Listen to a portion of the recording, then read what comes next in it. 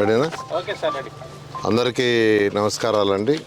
అందరికీ తెలిసిందే Amaravati capital city 217 చదరపు కిలోమీటర్లో ఆ రోజు 2014-19లో నిర్ణయించడం, దానికి సంబంధించి రైతు సోదరులు కేవలం 58 రోజుల్లో 34,000 ఎకరాలు ఇవ్వటం, దాని మీద వెంటనే అటు సింగపూర్తోనూ గవర్నమెంట్తోనూ అదేవిధంగా normal fast and partners London వాళ్ళతో యాక్చువల్గా డిజైన్స్ అన్నీ కంప్లీట్ చేయించి వర్క్స్ 48,000 కోట్లకు ఆ రోజు టేకప్ చేసాం. సిఆర్డీ దాదాపు 9,000 కోట్ల రూపాయలు ఖర్చు పెట్టడం జరిగింది. అయితే గత ప్రభుత్వం మూడు ముక్కలు ఆటాడి రాజధాని ఎక్కడ లేకుండా చేసింది. అంటే రాజధాని కట్టకూడదు అనే యొక్క దురుద్దేశంతో చేసిన పని అది, కేవలం దురుద్దేశం. అంతేకాకుండా ఇక్కడ ఒక మంచి రాజధాని వస్తే ఎక్కడ తెలుగుదేశం ప్రభుత్వకు మంచి పేరు వస్తుందో ఆ పేరు రాకూడదని ప్రజల యొక్క సొమ్ముతో కట్టిన 9,000 కోట్లని వేస్ట్ చేశారు. అంటే దుర్వినియోగమే.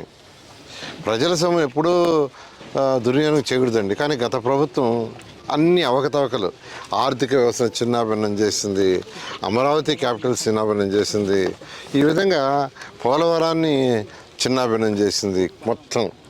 అయితే ఎలక్షన్స్కి ముందు గౌరవనీయ ముఖ్యమంత్రి నారా చంద్రబాబు నాయుడు గారు ప్రభుత్వం రాగానే వెంటనే అమరావతిని టేకప్ చేస్తామని చెప్పడం, మాట చెప్పిన ప్రకారమే దీన్ని టేకప్ చేసాం. అనేక లీగల్ హర్డిల్స్ అంటే అవన్నీ కూడా 1 by 1 చేసుకుంటే వాళ్ళు కట్టకపోతే గత ప్రభుత్వం క్లోజ్ చేసి ఉంటే కాంట్రాక్టులు ఇబ్బంది లేదు కాదు. వాళ్ళ కాంట్రాక్టులు క్లోజ్ చేయలే, వాళ్ళకి డబ్బులు ఇవ్వలేదు, ఏమీ చేయలే, అట్లా వదిలేశారు. అయితే ఈ ప్రభుత్వం వచ్చిన తర్వాత వాళ్ళ సమస్యలని మా ముందు పెడితే కమిటీలో యాక్చువల్గా డిస్కస్ చేసి వాటిని మళ్ళీ అథారిటీ అప్రూవల్ తీసుకొని మళ్ళీ క్యాబినెట్కి పెట్టి క్యాబినెట్ అప్రూవల్ తీసుకొని స్మూత్గా క్లోజ్ చేయటం.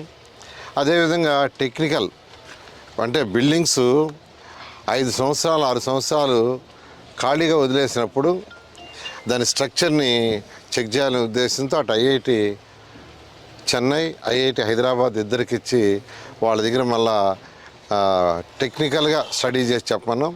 వాళ్ళు స్టడీ చేసి ఎటువంటి ఇబ్బంది లేదు, మీరు స్టార్ట్ చేసుకోవచ్చు. ఐకానిక్ టవర్స్ కానీ 5 టవర్లు కానీ అసెంబ్లీ కానీ లేదా ఏదైతే అధికారుల కోసం కట్టారో ఆ బిల్డింగ్స్లో ఏమీ చెక్కు చెదరలేదు, స్టార్ట్ చేయమంటే యాక్చువల్గా అవన్నీ కూడా మళ్ళా రీటెండర్స్ పిలిచి ఆ తర్వాత దాదాపు అందరూ ఆల్మోస్ట్ మొత్తం స్టార్ట్ చేశారు. అయితే కొద్దిగా వర్షాలు పడటం వల్ల వాళ్ళు వర్క్ చేయడానికి కొద్దిగా ఇబ్బంది ఉంది. ప్రస్తుతం 10,000 మంది లేబరు, దానికి సంబంధించిన మిషనరీ అంతా ఉంది. ఈరోజు యాక్చువల్గా ఇప్పుడు షాపుంజీ కంపెనీ వాళ్ళు ఏదైతే కడుతున్నారో దాన్ని విజిట్ చేశాను నేను. ఎల్ఎన్టీ వాళ్ళు కట్టే దాన్ని విజిట్ చేశాను. ఇక్కడ ఎల్ఎన్టీ వాళ్ళైతే 21 టవర్స్లో 9 టవర్స్ పూర్తి అయిపోయినాయి, మిగతా టవర్స్ పార్షియల్గా పెండింగ్ ఉన్నాయి.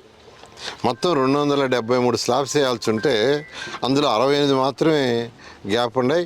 ఇవన్నీ కూడా డిసెంబర్ ఎండింగ్కి పూర్తి అయ్యేటట్టుగా యాక్చువల్గా వాళ్ళు ప్లాన్ చేస్తున్నారు. ఇవన్నీ పెద్ద కంపెనీలు ఇవి. వీళ్ళందరూ షీర్వాల్ టెక్నాలజీ మైవాన్ దాంతో చేసేది. అదేవిధంగా అంటే మొత్తం 1995 ప్లాట్స్ ఎన్జిఓస్ ప్లాట్స్. అదేవిధంగా ఈ షాపుంజీ వాళ్ళు 168 స్లాబ్లు వేయాల్సి ఉంటే బ్యాలెన్స్ కేవలం 30 మాత్రమే ఉన్నాయి. ఈ 30 కూడా డిసెంబర్ ఎండింగ్ లోపలే కంప్లీట్ అయ్యేటట్టుగా వాళ్ళు ప్లాన్ చేశారు. మెటీరియల్ అంతా తెచ్చుకున్నారు. 14 టవర్లు. ఈ 14 టవర్లో 11 టవర్లు అయితే పూర్తి అయిపోయినాయి. ఇంకా కేవలం ఒక 5 టవర్లు మాత్రం ఇన్కంప్లీట్గా ఉన్నాయి. ఎదురుగా చూస్తే అక్కడ కొన్ని టవర్లు 1 ఫ్లోర్ పెండింగు, ఒకటి వచ్చి 2 ఫ్లోర్లు, అట్టా 68 స్లాబ్స్ వేయాల్సింది ఉంది. అవి కంప్లీట్ చేస్తే ఈరోజు యాక్చువల్గా షాపుంజీ వాళ్ళు 1,140 మందికి గజిటెడ్ ఆఫీసర్స్కి గజిటెడ్ టైప్ 1 టైప్ 2 అందరికి వస్తుంది. ప్యారలల్గా యాక్చువల్గా ఇంటర్నల్ ఇన్ఫ్రాస్ట్రక్చర్ కూడా యాక్చువల్గా స్టార్ట్ చేశారు. పుట్టి పెట్టడం కావచ్చు, పుట్టి అయిపోతే ఫ్లోరింగ్ కూడా అయిపోతే ఇంటర్నల్ ఏదైతే చాలా చేస్తారో దీంతో క్లబ్ హౌసెస్ కూడా యాక్చువల్గా టేకప్ చేశారు, పోడియంస్ టేకప్ చేశారు. ఇవన్నీ కూడా ఎటువంటి పరిస్థితుల్లో కూడా మార్చ్ ఎండింగ్కి 100% మార్చ్ ఎండింగ్కి 100% అయ్యేటట్టుగా, డిసెంబర్కి స్లాబ్స్ అయిపోతూ మార్చ్ ఎండింగ్ లోపల 100% ఫినిషింగ్ అయ్యేటట్టుగా, అదేవిధంగా ఇక్కడ రోడ్స్, డ్రైన్స్, సివరేజ్,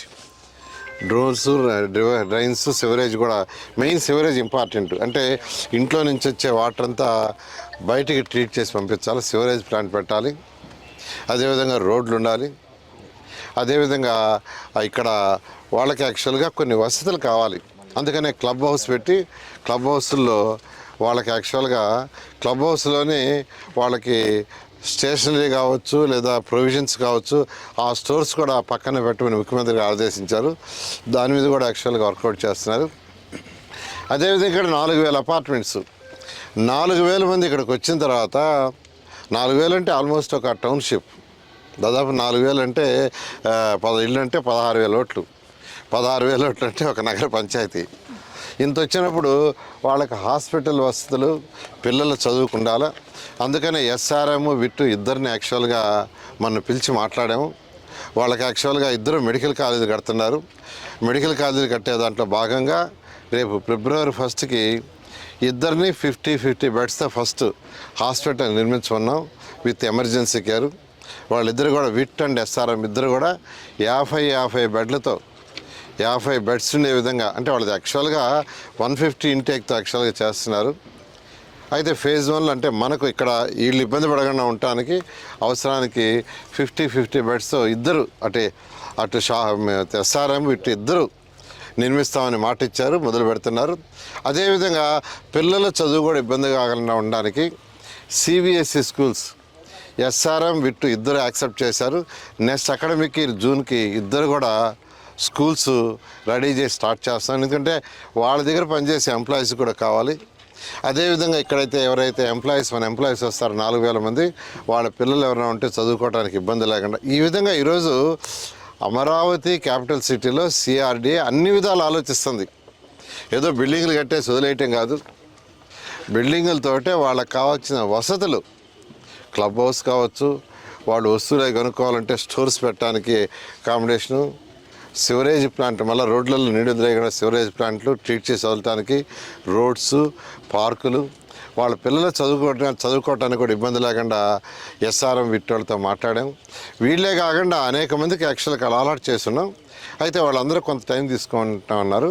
విట్టు ఎస్ఆర్ఎం వాళ్ళైతే ఆల్రెడీ వాళ్ళ దగ్గర ఎంప్లాయీస్ ఉన్నారు కాబట్టి వాళ్ళ ఎంప్లాయీస్ పిల్లలు కూడా ఇబ్బంది పడుతున్నారు కాబట్టి రేపు అకాడమిక్ ఇయర్కే జూన్కే ఇద్దరు స్కూల్ స్టార్ట్ చేస్తామన్నారు.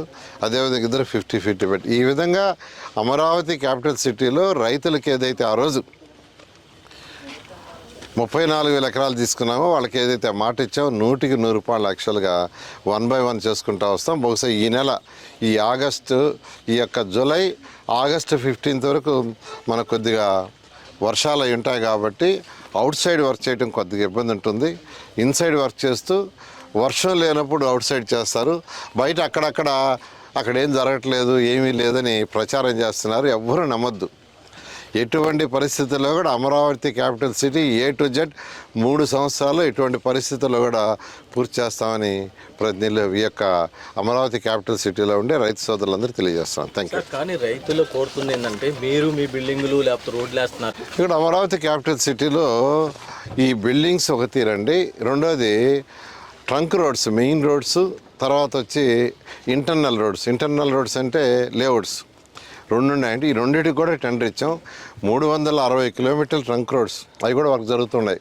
అయితే వర్షం వల్ల కొద్దిగా అది ఇబ్బంది జరుగుతుంది. అదేవిధంగా లేఅవుట్స్లో కూడా రోడ్లు 1,500 కిలోమీటర్స్ రోడ్స్ టెండర్ ఇచ్చింది. అది కూడా వర్క్ మొదలు పెట్టారు.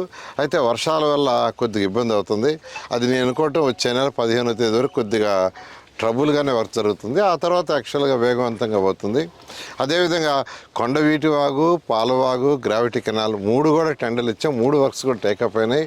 వాటిల్లో కొండవీటి వాగు అయితే 10% వర్క్ కూడా అయిపోయింది తవ్వకం.